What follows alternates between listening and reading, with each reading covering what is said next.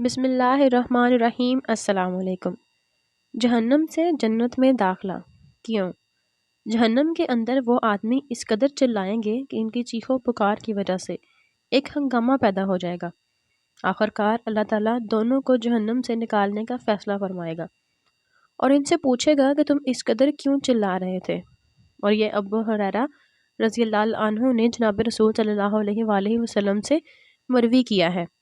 دونوں کہیں گے اے پروردگار تیری رحمت کی امید سے چلا رہے تھے، تو اللہ تعالیٰ فرمائے گا کہ میری رحمت تم کو حاصل ہو گئی اور اس کے لیے تم کو یہ کرنا ہوگا کہ تم اپنے آپ کو جہنم میں ڈال دو جہاں تم پہلے تھے۔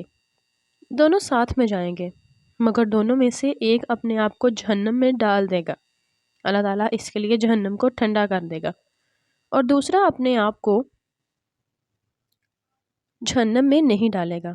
اللہ تعالیٰ اس سے کہے گا کہ تم نے اپنے آپ کو ڈالا کیوں نہیں؟ تو وہ جواب دے گا اے اللہ، اس امید پر ایسا نہیں کیا کہ جب تو نے ایک دفعہ جہنم سے نکال دیا تو دوبارہ داخل نہیں کرے گا۔